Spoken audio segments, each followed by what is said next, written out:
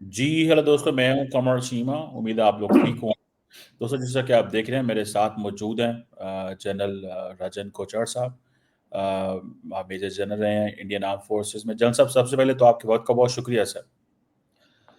Thank you Cheema साहब। आपको सलाम अलैकुम, आपके व्यूअर्स को नमस्ते मेरी तरफ से। Thank you sir, thank you.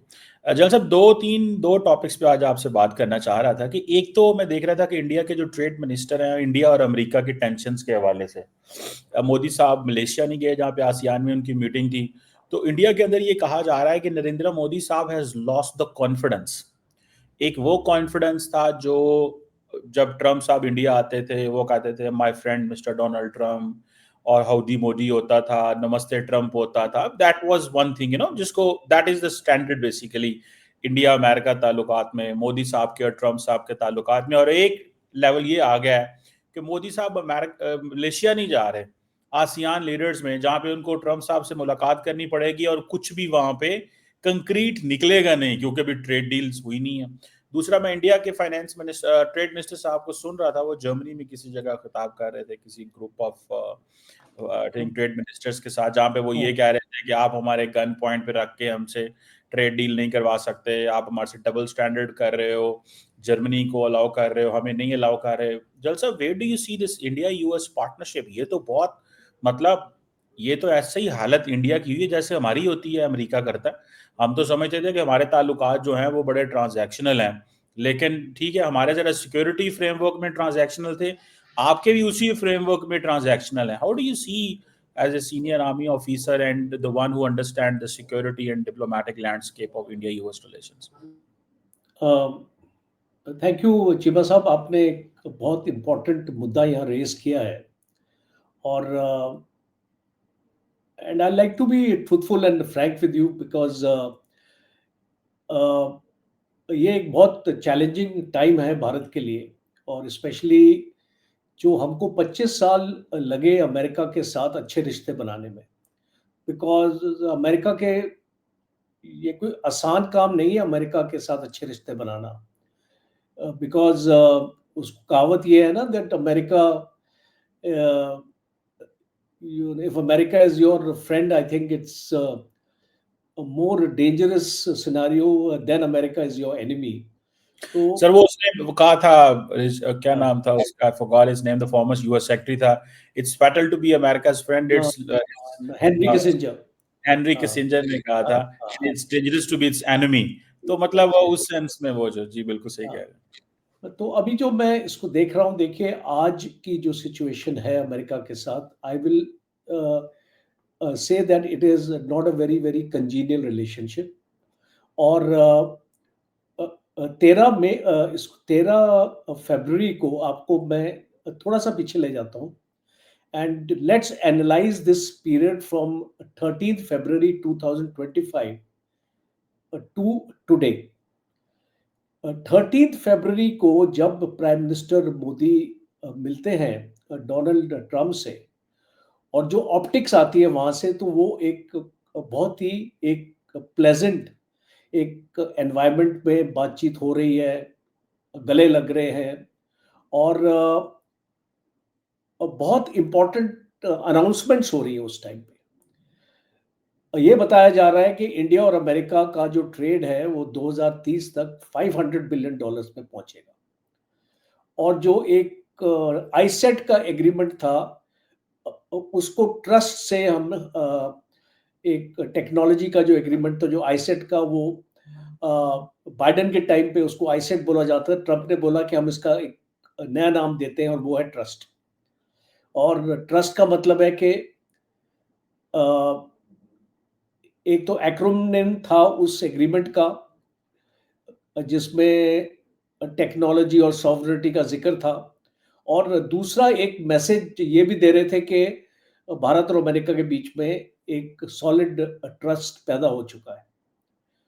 और दूसरा, एक 10 साल की डिफेंस फ्रेमवर्क की एग्रीमेंट भी साइन हुई थी। तो जब हम इन चीज़ों को देखते हैं, 13 फरवरी में इतना जो बॉनहोमी थी और जो एक अच्छे रिलेशंस थे, वो इतने खराब कैसे गए? तो मैं इसकी 2-3 वजह मैं इसकी मानता हूँ। एक चीज़ है कि जो अ, भारत की इम्पोर्टेंस थी अमेरिका को, भारत अमेरिका को चाइना का काउंटर बनाना चाहता था और इसीलिए क्वाड में भारत को शामिल किया गया। क्वाड को आप देखिए, एक ठंडे बस्ते में पड़ा हुआ था इतने सालों से। ट्रंप ने ही रिवाइव किया था इंडो पैसिफिक, जब अपने ट्रंप 1.0 जब आए थे ट्रंप, ट्रंप ने ही क्वाड को रिवाइव किया था और भारत को उसमें शामिल किया था क्योंकि ट्रंप को लग रहा था कि India will make a difference to counter China. पहली चीज तो ट्रंप का जो, और अगर आप देखें वो जब से इलेक्शंस में आया इस प्रेसिडेंट अपने बने हैं, his focus has shifted from the Indo Pacific. वो डोमेस्टिक सिक्योरिटी के ऊपर, कनाडा के ऊपर, मेक्सिको के ऊपर, आपने देखा ग्रीनलैंड को भी, जो और आपका वेनेजुला। तो ट्रंप की जो आपने फोकस देखी, वो ज्यादा मिडिल ईस्ट की तरफ चली गई, ज्यादा डोमेस्टिक अपने एनवायरनमेंट के जो अपने बॉर्डर्स की तरफ चली गई। ट्रंप ने यूरोप को साइडलाइन कर दिया और आपने देखा होगा कि इसको यूरोप को भी इंपॉर्टेंस कम देने लगा ट्रंप। आपने जब इसको यूक्रेन का मसला आपने देखा किस तरीके से ट्रंप उसको आगे लेके जाना चाहता था, और इंडिया और इंडो पैसिफिक को अहमियत कम होगी। तो ट्रंप को अब ये ऐसा लग रहा कि भारत को इतनी इंपॉर्टेंस में हम क्यों रख रहे हैं जब भारत हमारे लिए चाइना का काउंटर नहीं बन पा रहा है। That is the basic thing. दूसरी चीज, इंटरपर्सनल रिलेशन। अब जैसे आपने जिक्र किया, you howdy Trump and howdy Modi, और इस टाइप का जो एक एक पर्सनल रिलेशनशिप आपका बना, वो बिगड़ा जब पाकिस्तान और भारत की सीज फायर का इसको मसला सामने आया। और आपने देखा कि ट्रंप ने पता नहीं 40 बार इस चीज को दोहराया होगा कि मैंने सीज फायर कराया, और भारत ने उतनी बार उसको निगेट किया। तो अब अगर आप ट्रंप की पर्सनैलिटी को स्टडी करें, क्योंकि मैं एक स्टूडेंट हूँ, पीएचडी की है मैंने इमोशनल इंटेलिजेंस में, और न्यूरो लिंग्विस्टिक प्रोग्रामिंग का मैं एक लाइफ कोच भी हूँ। तो इसको जब मैं ट्रंप को एनालाइज करता हूँ, तो he is a type A personality. Type A personality को क्या चाहिए होता है, उसको हमेशा अपने पास ऐसे लोग चाहिए होते हैं जो उसको वाहवाही करते हैं उसकी हमेशा। और जब भी वो कुछ स्टेटमेंट्स देता है, वो बोलते हैं sir you are the great, there is nobody better than that. तो मुझे लगता है कि यहाँ पे पाकिस्तान ने बाजी मार ली, बिकॉज जिस तरीके से शहबाज शरीफ और मुनीर ट्रंप को अपना पीस प्राइज और इसको यूएन पीस प्राइज में बढ़ावा देते रहे, अब एक ये प्लस पॉइंट था और भारत से उनको कोई भाव नहीं मिल रहा था।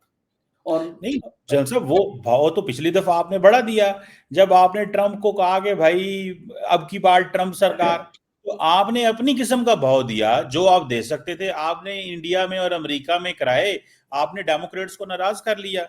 वो अलहदा बात है कि उनको जरूरत थी आपकी, आपने जितना भाव दिया बड़े बड़े जलसे करा के, वो पाकिस्तान ने तो नहीं दिया ना। तो ये भाव देने का अंदाज है ना आपका। आपका भाव था इलेक्शन करवा दिया कि आपने अपने लोगों को कहा कि ट्रंप को वोट डालो, ऑलमोस्ट यही बात चल रही थी। तो ये पर भाव देना इसी को कहते हैं। वो हिस्ट्री हो गया जी। इसको जी मतलब वो तो तो ये हिस्ट्री भी हो गया भी ना। हो जाएगी। हाँ, तो ये भी हो जाएगी। देखो अब इसको मेरा ये मानना है कि ये दो फैक्टर्स, एक तो जियोपॉलिटिकल फैक्टर आप मत भूलिए, बिकॉज जियोपॉलिटिकल फैक्टर सबसे इंपॉर्टेंट होता है, और ये होता है एक कैटलिस्ट। दूसरा वाला जो फैक्टर इंटरपर्सनल रिलेशंस का जब आता है, तो इसमें हमने देखा कि अभी आपको मैं बर्लिन में ले जाता हूं, क्योंकि आपने बर्लिन का जिक्र किया। जहां पे पीयूष गोयल जी वहां कॉमर्स मिनिस्टर हमारे, जिस टाइप की स्टेटमेंट्स आ रही है, तो ये एक चीज साफ है कि जो ट्रेड डील है वो 2 बार अप्रूव हो चुकी थी और ऑफिशियल्स ने अप्रूव कर दी थी, अमेरिकन ऑफिशियल्स ने, और ये this is on record. Trump के पास गई थी, ट्रंप ने बोला कि इसमें और कंसेशन लेके आओ भारत से, और मैं अभी नहीं साइन करता। तो ट्रंप एक ऐसी सिचुएशन अभी क्रिएट कर रहा है कि पाकिस्तान के साथ एक क्लोजनेस आ रही है, वो एक आपका इनडायरेक्ट मैसेज है भारत को, एक प्रेशर टैक्टिक्स है, मैं समझता हूं। और भारत को जो ट्रंप के मेन मुद्दे क्या है, देखिए आप, ट्रंप अपनी डोमेस्टिक पॉलिटिक्स को स्ट्रांग बना रहा है। अब अगर आप इसको कॉर्न और सोयाबीन, आपको मैं 2 चीजों का जिक्र करता हूं। अब अमेरिका वर्ल्ड का सबसे लार्जेस्ट प्रोड्यूसर है आपका सोयाबीन और कॉर्न का। भारत अमेरिका से लेता था पहले, और भारत ने जो, क्योंकि ये अभी एक इसको प्रोसेस से एक्चुअली बनता है, और इसमें जो जो आपके फर्टिलाइजर्स और जिस तरीके की आपकी प्रोसेस होती है वो भारत को एक्सेप्टेबल नहीं है, और भारत का अपना एक प्रोटोकॉल है इसके ऊपर। तो भारत ने इसको इनकार कर दिया कॉर्न और सोयाबीन अमेरिका से उस मात्रा में लेने के लिए जिस मात्रा से अमेरिका को चाहिए था। दूसरा, अमेरिका को झटका लगा, चाइना ने बंद कर दिया। डुअल ये जो हुआ, अब आप देख सकते हैं कि अमेरिका चाइना को प्रेशराइज नहीं कर पाएगा, क्योंकि चाइना के पास वो चाबी है जिससे वो अमेरिका को टाइट कर सकता है। लेकिन आप तो नहीं कर सकते जनरल साहब, मसला तो हाँ, इंडिया का है ना, चाइना तो हाँ, कर सकता है। तो इसको आप मसला क्या इंडिया, कहते हैं, सवाल इसको इंडिया का मसला, किया जा रहा है कि इंडिया इज लाइक, इंडिया क्यों मुश्किल में है, और इंडिया के पास कुछ है, क्योंकि इंडिया तो इस वक्त वो जिसे कहते हैं ना कि मोदी साहब लॉस्ट द कॉन्फिडेंस, वो तो समिट अटेंड करने को तैयार नहीं है। मतलब आप अपने मल्टीलैटरल रिलेशंस कॉम्प्रोमाइज कर रहे हो बिकॉज वहां पे ट्रंप नहीं आ रहा है, मैंने वहां नहीं जाना। तो ये तो, इसको इंडिया कैसे देखिए, डील? नहीं नहीं, आप इसको एक्चुअली, मैं इसको एक बेहतर तरीके से आपको समझा सकता हूं कि प्राइम मिनिस्टर मोदी क्यों नहीं गए वहां पे। और ये, अब आप देखिए कि भारत आप शुरू से ही एक स्ट्रेटेजिक ऑटोनॉमी की अपनी पॉलिसी अपना फॉलो करता है फॉरेन पॉलिसी में, और भारत रशिया के ऊपर काफी डिपेंडेंट है। अगर आप हमारा इक्विपमेंट भी देखें फौज में, तो 70% हमारा जो लेगेसी इक्विपमेंट है वो रशियंस है। और रशियंस हमारे हमेशा हमारे ट्रस्टेड फ्रेंड्स रहे, और जो हमारी जो एनर्जी रिक्वायरमेंट्स है वो काफी ज्यादा है। 80 to 85% हमारी एनर्जी रिक्वायरमेंट्स हम इंपोर्ट करते हैं, और हमको जब सस्ता ऑयल इसको रशिया से मिलेगा तो हमारी इकोनॉमी को ही बेहतर करता है। तो इसीलिए भारत अपने नेशनल इंटरेस्ट के लिए ये अमेरिका के दबाव में नहीं आना चाहता। मैं मानता हूं सेटबैक है आज ये भारत के लिए, पर आने वाले वक्त में आप देखिए, अगर भारत अमेरिका के फोल्ड में आ जाता है और अमेरिका हमेशा भारत को डिक्टेट करेगा, तो भारत कभी भी इस चुंगल से बाहर नहीं आ पाएगा। और आज अगर भारत ने एक अपना स्टैंड लिया है, और मैं ये मानता हूं कि ये एक आसान डिसीजन नहीं था प्राइम मिनिस्टर मोदी की गवर्नमेंट को, कि एक एक ऐसे देश के साथ जिसको आज आपको, जिसकी जरूरत है टेक्नोलॉजी में, आपका एनर्जी में, आपके डिफेंस में। अब मैं इसका आपको यहाँ पे अपना जिक्र भी करना चाहता हूं, जो हमारा तेजाज फाइटर है मार्क 1 अल्फा, और जो उसके लिए हमारे, कितने डेट मिले हैं आपको, ये भी हाँ, एक तो प्रॉब्लम। इंजन, अब देखिए हमको 180 हमने ऑर्डर्स उसको प्लेस किए, वो तभी आ सकते हैं जब तक अमेरिका हमको इंजन नहीं देगा। अमेरिका बंद कर देगा तो वो कहां से आएंगे? तो तो आपका तो आत्मनिर्भर भारत तो फिर कॉम्प्रोमाइज तो हो जाएगा जज साहब, क्योंकि तो बहुत सारी चीजें वहां से हैं। तो इसीलिए आप देखिए, एक देश को एक टाइम आता है, and I call it the moment of reckoning. और अगर आपको मैं 15 साल 20 साल अगर पहले भी ले जाऊं, उस टाइम पे भारत कमजोर था, और भारत को प्रेशराइज किया जा रहा था एनपीटी पे साइन करने के लिए, और उस टाइम पे भारत ने अमेरिका से पंगा लिया था, एनपीटी पे साइन नहीं किया था। भारत ने अपना न्यूक्लियर टेस्ट भी किया था, तो वो भी अमेरिका के विशेस के अगेंस्ट किया था। तो भारत और अमेरिका के रिलेशंस बहुत खराब हो गए थे उस टाइम पे, अगर आपको याद हो। और उसका फायदा आज हमको हो रहा है कि आज हम एनपीटी का हम उस सिग्नेटरी नहीं है। तो इसीलिए मैं ये मानता हूं कि एक देश की हिस्ट्री में एक वक्त आता है कि देश को अपनी नेशनल इंटरेस्ट, अपना वजूद सबसे आगे रखना पड़ता है। और इसीलिए आज हमको लग रहा होगा कि भारत ने गलत डिसीजन लिया है, आपको भी लगा होगा कि भारत अमेरिका से कैसे ऐसे पंगे ले सकता है, इसको कैसे अमेरिका को नाराज कर सकता है। बट ये देखिए, प्रेसिडेंट ट्रम्प को अगर आप स्टडी करें तो ही इज अ बुली। भारत को अकेले ही वो प्रेशराइज नहीं कर रहा है, बाकी देश को भी वो कर रहा है प्रेशराइज। चाइना के साथ भी चल रहा है, और अगर ब्राजील को भी देखें तो ब्राजील के ऊपर भी बहुत टैरिफ्स लगे हैं। कनाडा के साथ आप उसका रवैया देखिए, तो we have not been singled out, there are चलिए, other countries also. This is like, ये आपका एक मौकफ है कि आप सिंगल आउट नहीं हुए, और भी दुनिया के जो मुल्क हैं जैसा आप कह रहे हैं कि वो भी हुए, लेकिन obviously India was not expecting this. मुझे याद है yes, we doctor were not expecting, I agree with you, we were not doctor expecting. It is like एक एक अंग्रेजी में एक वर्ड है, ब्लैक स्वान इवेंट। जी बिल्कुल। जैसे कि आपका कोविड आया था ना, जैसे वो ब्लैक स्वान था, नोबडी एक्सपेक्टेड। आप और मैं, या पाकिस्तान में बैठे, मैं इंडिया में बैठा हूं, हम कभी भी एक्सपेक्ट नहीं कर सकते थे कि हमारे और अमेरिका के बीच में ऐसे रिलेशन हो सकते थे। जिसे डॉक्टर जयशंकर ने कहा था कि Trump is basically out of syllabus question है, और ये हमें अब इसका सवाल का जो जवाब है वो ढूंढना है, ये क्या है और किधर वो जाना है हम और क्या ढूंढ लेंगे, आप देखेंगे। चलें, मतलब एक साल तो हिस्ट्री गवाह गुजर गया है, रहेगी ना, हिस्ट्री और एक गवाह साल, रहेगी इस चीज की कि हम ढूंढ लेंगे इसका सलूशन। चलें, अच्छी बात है, ढूंढना चाहिए, इंडिया शुड डू व्हाटएवर।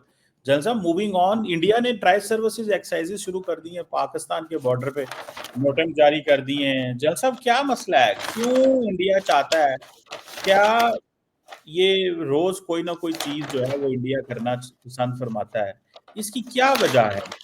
क्या इंडिया ये समझता है कि यार ये इस ऐसे करने से पाकिस्तान को डरा लेंगे, मतलब मई का बदला लेना चाहता है? क्या पाकिस्तान के रिसोर्सेज ड्राई आउट करना चाहता है? मतलब व्हाट इंडिया वांट्स, इसका पर्पस क्या है बेसिकली? इतने रिसोर्सेज लगा रहे हैं, अभी तो जंग हुई है इतनी, आपने इतना कुछ लाइव सब कुछ हुआ है, मिसाइल चले हैं, तो what's the purpose of this जंग साहब? ओके, मैं आपको एक्सप्लेन कर देता हूँ। और इसके ऊपर 2 दिन पहले मैंने एक आर्टिकल भी लिखा है, will also share my article with you, आप उसको पढ़ लेना। उसमें डिटेल उसको रिसर्च के साथ इसको मैंने उसमें रीजंस लिखे हैं कि इंडिया क्यों कर रहा है। पहली चीज इंडिया है कि भारत ने रियलाइज किया है कि जब तक अपना खुद का डिफेंस इकोसिस्टम मजबूत नहीं होगा, भारत अपने आप को स्ट्रेंथन नहीं कर सकता, अपने ताकतवर नहीं बना सकता। और आप जितने भी इसको मिसाइल आपके टेस्ट हो रहे हैं, अग्नि प्राइम को भी देख लीजिए, आकाश प्राइम को भी देख लीजिए, और submarine launch ballistic missile K5 का भी टेस्ट हुआ है।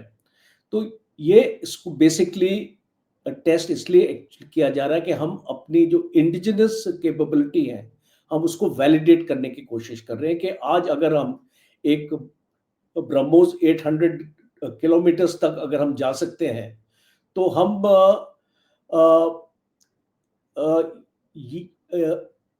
क्या वो वाकई 800 किलोमीटर तक ले जाए। आई थिंक मेरा आर्टिकल आप दिखा रहे हैं वहां पे।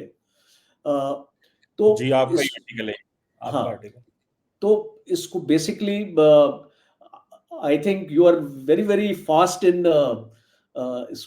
getting it there on the net so fast, so I must compliment you for that. The thing is that पहले तो हम अपनी खुद की काबिलियत को देखना चाहते हैं कि क्या वाकई जो हमारे साइंटिस्ट ने एक चीज उसको डेवलप की वो ग्राउंड पर, और वो जो ट्रायल जो हमने किया है उस पर कोई कमियां तो नहीं आई है। दूसरा ये है कि आप देखिए चाइना क्या करता है। चाइना भी अपनी ताकत बार बार दिखाता है, अपने मिसाइल्स को उसको डिस्प्ले अपना करता है, टेस्ट अपना करता है साउथ चाइना सी में, इंडो पैसिफिक में। तो भारत भी अपने एडवर्सरीज को एक पोस्चरिंग दिखा रहा है, मैसेजिंग कर रहा है कि हमारे पास ये एक कैपेबिलिटी है और इस टाइप की कैपेबिलिटी हम रखते हैं। तीसरा ये है कि हम अपनी फौज को भी कॉन्फिडेंस देना चाहते हैं। हम अपनी फौज को भी बताना चाहते हैं, डीआरडीओ, भारत इलेक्ट्रॉनिक्स लिमिटेड और इस टाइप का जो भाभा एटॉमिक रिसर्च सेंटर, इस टाइप के स्पेस, आपका इसरो हो गया, तो इस टाइप की ऑर्गेनाइजेशंस जब टेक्नोलॉजी में काम करती है तो हम अपनी फौज को भी हम इसको बताना चाहते हैं कि हम आपको ये कैपेबिलिटी दे रहे हैं। तो फौज के डॉक्ट्रिन्स भी बदली होंगे। देखिए, जिस टाइप के वेपन सिस्टम्स एक फौज के पास आएंगे, उसी टाइप के वेपन सिस्टम्स को अपने आप को अलाइन करने के लिए हमारे वॉर डॉक्ट्रिन्स में भी बदलाव आता है। और इसीलिए ये बहुत ज़रूरी हो जाता है कि इस टाइप की कैपेबिलिटी अगर आ जाती है। और एक लास्ट इम्पॉर्टेंट पॉइंट है कि हम ये भी चाहते हैं कि हमारे जो चीज़ हम मैन्युफैक्चर कर रहे हैं, हम उसको एक्सपोर्ट भी कर पाएँ। और आपको याद होगा, फिलीपाइंस ने ब्रह्मोस का ऑर्डर हमसे ले लिया है और आर्मेनिया को हम अपना पिनाका, जो हमारा वेपन सिस्टम है, हम उनको दे रहे हैं। आर्टिलरी 155 के वेपन सिस्टम भी हम एक्सपोर्ट कर रहे हैं। हमारी जो धनुष गन है उसको, वो भी हम एक्सपोर्ट कर रहे हैं। तो इस टाइप की एक हमको एक्सपोर्ट मार्केट भी, आप ये इसको देखते हैं हर एक साल ये जो एयर शोज होते हैं, और खास तौर पे आप देखते हैं फ्रांस में ज्यादा होते हैं, पेरिस वगैरह में ज्यादा होते हैं, बिकॉज वहां पे जो एविएशन इंडस्ट्री है वो बहुत स्ट्रांग है और वो अपने वर्ल्ड को पिच करना चाहती है कि आप हमसे फाइटर जेट्स लें और इस टाइप का लें। तो ये एक तरीका है। और ऑफ कोर्स लास्ट, आपको नहीं लगना चाहिए कि आप ही के अगेंस्ट है। It is basically. चल साहब, मुझे ये बताएं, अगर हमें नहीं लगना चाहिए ये तो आपने बड़ी, वो हमारे यहाँ पे कहते हैं मासूमाना बात की है। ये देखें, ये आप देखें, ये पाक अफगान इंडिया बॉर्डर है, हाँ और जी, हाँ स्टार्टिंग फ्रॉम ये आप देख लें, ये जो ब्राउन सा आपको आ रहा है ये इंडिया है। तो हाँ मुझे जी, हाँ ये जी। बताएं, ये आपने किस मुल्क के अगेंस्ट ये कर रहे हैं? चाइना के अगेंस्ट तो आपने ऐसा कभी कुछ नहीं किया। कौन सी आपने ट्राई सर्विस या बाय सर्विस या दोनों सर्विस ने कभी एयरफोर्स या आर्मी ने वहां पे एक्सरसाइज की हैं 5 सालों में? मुझे एक भी बता दें जो आपने चाइना के अगेंस्ट की हो। तो हम तो ये समझते हैं कि चाइना तो आप अमेरिका को पिच कर रहे थे कि हमें ताकि जल्दी जल्दी मिलिट्री हार्डवेयर मिले। असल तो आप अपनी तैयारी पाकिस्तान के खिलाफ ही करते रहते हैं, चाइना के खिलाफ तो आपने लड़ना ही नहीं था। तो ये अमेरिकन को भी आप पता ही है, देखिए, हमारे साथ डबल गेम इंडियंस कर गए। तो अब आपने कभी पिच भी नहीं किया, you never projected your military power against China. हमेशा पाकिस्तान को ही आप राइवल समझते हैं, इसकी क्या वजह है? लेकिन आपने अमेरिकन को यही बताया कि हाँ हमें दो, हमें ये भी दो, हम चाइना के खिलाफ करेंगे। तो डोंट यू थिंक के इन रियलिटी आपका असल राइवल तो पाकिस्तान है, चाइना तो नहीं है, वो तो सिर्फ अमेरिका के लिए आप करते हैं। देखिए चीमा साहब, एज अ मिलिट्री एनालिस्ट आपको मैं बताऊं that we are preparing ourselves for a two front war. और हम डिस्काउंट नहीं कर सकते हैं कि अगर पाकिस्तान के साथ लड़ाई हो तो चाइना का बॉर्डर शांत हो। तो हमको एक और अगर आपने हमारी रीडिप्लॉयमेंट भी आपको पता ही होगा कि आज लद्दाख के बॉर्डर के ऊपर हमारी कितनी फौज है, कितनी हमारे फॉर्मेशंस हैं और किस तरीके से हम अपनी प्रिपरेशंस वहाँ पे कर रहे हैं। तो हम चाइना को हल्के में कभी भी नहीं ले सकते हैं। और चाइना के साथ ज़रूर हमारे ताल्लुकात इम्प्रूव हुए हैं। बट आपने देखा होगा कि अभी तक चाइना ने अपनी फ़ौजें कम नहीं करी हैं वहाँ पे, और ना ही हमने अपनी फ़ौजें कम करी हैं। 1-1 लाख से ज़्यादा ट्रूप्स वहाँ डिप्लॉयड हैं। एक eyeball to eyeball, या हम इसको थोड़ा-सा चाइना पीछे चला गया है, कुछ पेट्रोलिंग पॉइंट्स के ऊपर एक कुछ एग्रीमेंट हो गया है, जहाँ पे हमारे पेट्रोल नहीं जा सकते थे, आज जा सकते हैं। ब बट वो एक ऐसी सिचुएशन नहीं आई है जहाँ पे हम डिसएंगेजमेंट बोल सकें। बिकॉज़ डिसएंगेजमेंट एक पहला स्टेप होगा, उसके बाद डी इंडक्शन होगा और जो बाकी स्टेप्स होंगे बाद में। बट वो अभी एक स्टेज आई नहीं है। तो हम आज की डेट में भी चाइना को एक अपने थ्रेट के हिसाब से देखते हैं। पाकिस्तान तो शुरू से हमारा थ्रेट रहा है।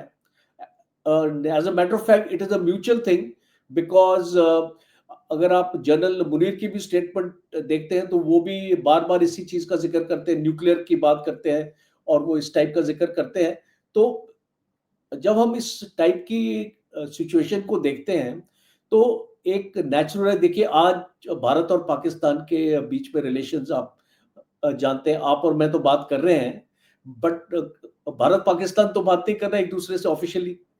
तो पीपल टू पीपल कांटेक्ट में हम ये कोशिश करते हैं आपके व्यूअर्स को भी बताना और हमको भी बताना कि war is not a solution to problems. हम भी नहीं चाहते हैं पाकिस्तान से एक लड़ाई हो, बिकॉज एक लड़ाई में किसी भी देश का फायदा नहीं, दोनों देशों का नुकसान ही है लेकिन और जलसा आपकी वो इकोनॉमीज भी सफर होती है। लेकिन ये बातें पाकिस्तान ये कहता है कि ये बातें आपके पॉलिटिकल फ्रेमवर्क को समझ ही नहीं आती। आपका पॉलिटिकल फ्रेमवर्क कभी वजीर आजम कहता है पाकिस्तानी यूथ मेरी गोली तो तुम्हारे लिए है। मतलब व्हाट अ डे कि आप कश्मीर पे ये ले लेंगे, पाकिस्तान को ये कर देंगे, फलां कर देंगे, धमकान कर देंगे। मुझे just tell me, quote me one time where the Pakistani prime minister is doing any jingoism against India. पर आपका मतलब डिफेंस मिनिस्टर तो कर रहा है ना, आपका जल मुनीर तो कर रहा है ना। तो डिफेंस इसको मिनिस्टर जब लेट्स डेली नॉट, स्टार पे इंडिया से बयान आता है तो मैं तो वैसे आपको सच्ची देखिए इट बात, is tit for tat. There was a time Pakistan में इंडिया को जवाब ही कोई नहीं देता था। And now there is a time अभी जवाब देना शुरू कर दिया, बिकॉज यहाँ पे पॉलिसी ये थी कि हमने इंडिया से अच्छे ताल्लुकात करने हैं। तो इंडियंस ने कहा कि भाई ये तो लेट गए हैं, ये तो बस बात ही करना चाहते हैं, नहीं ये तो लड़ना नहीं चाहते, तो उनको और दबाओ। अब वो इंडिया somebody की ये जो देखिए, और दबाव है उसका जवाब ये निकला कि पाकिस्तान ने बोलना शुरू कर दिया और पाकिस्तान ने कहा ठीक है अगर आप हमारे प्यार को नहीं समझते तो फिर ठीक है, जिस लैंग्वेज में आप हमसे बात करना अब चाहते हैं उसी लैंग्वेज में। तो आपको नहीं लगता कि ये थोड़ी सी एक और फैक्टर भी जन साहब, in case the political government in India मुसलसल एक ही रैंट पाकिस्तान पे रेटरिक कर रही है, are there any platforms in India जो जो काउंटर कर सकते हैं इंडियन गवर्नमेंट को?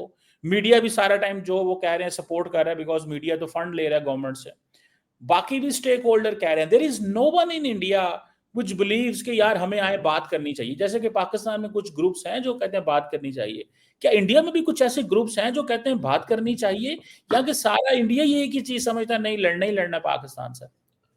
नहीं नहीं हम चाहते हैं कि पाकिस्तान से बात हो। एक्चुअली एक क्रॉस सेक्शन है इंडिया का जो थिंकर्स भी हैं और थिंक टैंक्स भी हैं, और मैं तो 4-5 थिंक टैंक्स में एक्चुअली जुड़ा हूँ जो बिल्कुल हाईएस्ट लेवल के थिंक टैंक्स हैं, जिसमें हम lieutenant generals, army commanders, ambassadors, इस टाइप के लोग हैं उस थिंक टैंक्स में। और जो हमारी चर्चा होती है कि एक फ्रेमवर्क में बात होनी चाहिए और कोई भी मसला बातचीत के बिना सॉल्व नहीं हो सकता है। और अगर आपने इसको देखा, आपने इसको पैलेस्टीनियन और इजराइल के बीच में भी देख लिया क्या हो रहा है। जब बातचीत नहीं होती तो आपके जो मसले आपके बिगड़ जाते हैं बल्कि से।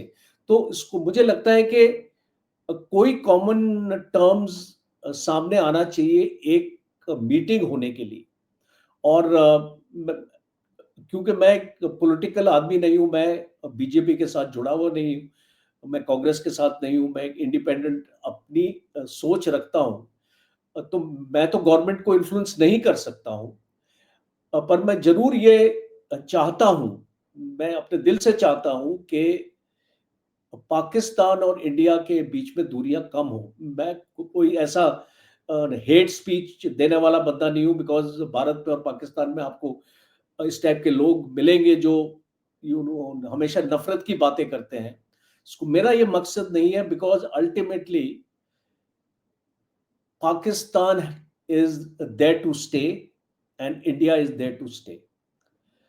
दोनों कंट्रीज, यू अनफॉर्चुनेटली हम लोग अपने नेबर्स बदल नहीं सकते हैं, बट एटलीस्ट हम एक ऐसा एनवायरनमेंट क्रिएट कर सकते हैं कि हम आपस में एक अच्छी तरीके से रह लें।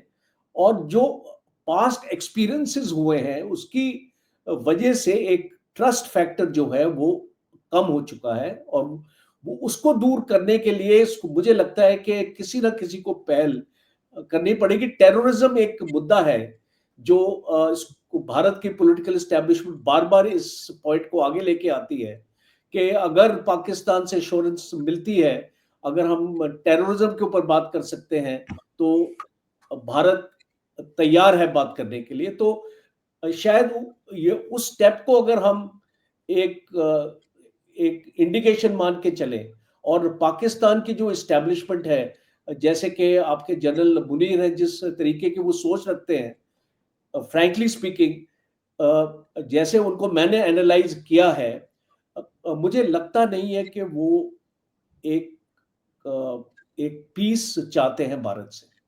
बिकॉज जब तक वो हमेशा जिहादी की बात करते रहेंगे, अपने नहीं, जवानों को जब अपने जवानों को बात एड्रेस करते जब रहेंगे, जब तो सारा I don't time think it's possible. जल साहब, जब सारा टाइम इंडियन गवर्नमेंट एक ही बात करेगी, ऑपरेशन सिंदूर अभी जारी है, अभी ऑपरेशन खत्म नहीं हुआ, और कश्मीर ले लेंगे, और जब वो कहेंगे तैयारी पकड़ो, डिफेंस पे खर्चा किए जा रहे हैं, पैसे लगाए जा रहे हैं, मोदी साहब कभी एयरक्राफ्ट कैरियर पे चढ़े हैं, कभी जहाजों पे चढ़े हुए हैं, सारा टाइम लगे हुए हैं, तो आप क्या कहते हैं, हम श्रीलंका बन जाएं, मालदीव्स बन जाएं, नेपाल बन जाएं, थाईलैंड बन जाएं, क्या झुक जाएं? जल साहब, ये जो माइंड सेट है ना इंडिया के अंदर, ये यहाँ पे कुछ नहीं है। यहाँ पे वो जो जनरल बाजवा वाला और इमरान खान वाला टेन्योर था ना, you got the best of the time to engage. वो बहुत मॉडर्न टाइम का सबसे बेहतरीन वक्त था, जो इंडिया ने उसको जाया कर दिया, और हमने भी जाया किया, हमारे भी कुछ लोगों की गलतियों में जाया हुआ, वो सिर्फ इंडिया की वजह से जाया नहीं हुआ मैं कहूंगा, लेकिन वो टाइम जाया हो गया। ये जो टाइम अब आ रहा है ना, ये अगर मोदी साहब दोबारा 29 जीत जाते हैं, तो मैंने तो अपने लोगों को ये कहा है, भाई ये 15-20 साल की गेम है इंडिया के साथ, और यहां पे अब कोई बात नहीं करता डायलॉग। मैं बहुत सारे थिंक टैंक्स अटेंड करता हूं, कोई कोई भी इंडिया के साथ एंगेजमेंट की बात नहीं करता, बिकॉज कभी वहां से ठंडी हवा आई नहीं है, कोई झोंका आता ही नहीं है कि हाँ भाई बात शुरू करें। यहां से लोग कहते हैं कि हमने बातें कर करके, पैगाम भेज भेज के थक गए अब तो, और वहां से एक ही बात है, हम ये कर देंगे पाकिस्तान के साथ, और ये फिर कहते हैं कि ठीक है तुम कर सकते हो तो करके देख लो। और अभी तो माहौल ही बड़ा चार्ज है, पाकिस्तान कहता है हमने जहाज गिराए हैं, दुनिया हमारे पीछे है, सऊदिया ने हमसे डील कर ली है, चीन भी पीछे है, अमेरिका भी पीछे है, यूरोप भी साथ है, अरब वर्ल्ड भी है, मिडल ईस्ट में पाकिस्तान की रेलिवेंस है, आर्ट वहां पे अमन हुआ है, पाकिस्तान अंदर था, इंडिया बाहर था, अब तो माहौल ही बदल गया जल साहब। तो मैं समझता हूँ कि आई विश के फिर भी चांस आए कि इंडिया और पाकिस्तान बैठे, लेकिन we have missed that opportunity. देखिए और प्राइम मिनिस्टर मोदी चीमा कर सकते, साहब, आप क्यों नहीं कर सकते? आई से one thing, the issue is between India and Pakistan. अब बाकी देश इसमें, आप मिडिल ईस्ट की बात करते हैं, हमारे भी बहुत अच्छे रिलेशन है मिडिल ईस्ट में, और हमारे कतार के साथ, सऊदीज के साथ, और यूएई के साथ बड़े एग्रीमेंट्स है हमारे। सीएनजी का हमारा 30-40 साल का इसको एलएनजी का एग्रीमेंट ऑलरेडी साइन हो चुका है, और हमारे ईरान के साथ भी बड़े अच्छे रिलेशन है। तो ये नहीं है कि ये भारत आइसोलेशन में है, भारत के भी एक बहुत अच्छे रिलेशन है सबके साथ। बट ये जो मसला है, ये बायलैटरल है। कोई भी अगर सऊदी भी कोशिश करता है कि भाई आपस में बातचीत करो, और अमेरिका भी क्लेम करता है। अभी हाल ही में प्रेसिडेंट ट्रंप ने शहबाज शरीफ की तरफ देख के बोला that there be no Pakistan India war. तो इस टाइप का, इसको वॉर कौन चाहता है मुझे बताइए? कोई नहीं चाहता, हम भी नहीं चाहते। तो जो आपको मैसेजिंग हो रही है वो एक पॉलिटिकल मैसेजिंग है, वो दोनों देशों से आ रही है। मैं ये मानता हूं कि भारत से भी आ रही है और आपके यहां से भी आ रही है। तो कहीं ना कहीं पे we have to draw line somewhere, because you and me can keep on discussing on this channel, और टिल काउस कम होम, ये कोई नतीजा नहीं निकलने वाला है। बहुत जरूरी है कि ट्रैक 2, ट्रैक 3 डिप्लोमेसी दोबारा से शुरू हो, और Yes. कहीं ना कहीं पे एक ग्राउंड बनाया जाए इस बातचीत का। और मैं इसी चीज को आपके प्रोग्राम में भी दोहराना चाहता हूं, और आपके व्यूअर्स को भी बताना चाहता हूं कि भारत लड़ाई नहीं चाहता पाकिस्तान से, और हम एक्चुअली अमन चाहते हैं, और कंडीशंस हमको ऐसी क्रिएट करनी चाहिए आपस में एक दूसरे के साथ कि हम इस एक स्टेप और आगे ले सकें। बिल्कुल ठीक, बिल्कुल एक स्टेप और आगे ले सकें। लेट्स सी, ये अभी तो स्टेप ये लिया जा रहा है कि 10 दिन के लिए एक्सरसाइजेज हो रही हैं, तमाम इंडिया की फौज लगी हुई है पाकिस्तान के बॉर्डर पे। ये जो है अभी तक का तो ये स्टेप है। और सुनने में आया पाकिस्तान ने भी नोटम जारी किया हुआ है इन दिस स्पेस, ये जो आपके सामने मैं शेयर कर रहा हूँ। हाँ जी, बिल्कुल तो बिल्कुल। ये भी उन्होंने भी नोटम जारी कर दिए दोनों साइड ने, क्योंकि Pakistan takes it very serious कि ये नहीं हो सकता कि इंडिया नोटम जारी कर दे और इस दौरान वो कुछ भी कर दें और पाकिस्तान के जी हम तो तैयार नहीं थे। So obviously Yeah, things are obviously, बिल्डिंग, no, that is obvious. तो things are building up on दो साइड। सो लेट्स सी क्या होता है। Thank you very much major general Rajan. कुछ ऐसा बहुत शुक्रिया सर आपके वक्त का। Thank okay, thank you you, Cheema साहब, थैंक यू। धन्यवाद। Player player sir, player. शबक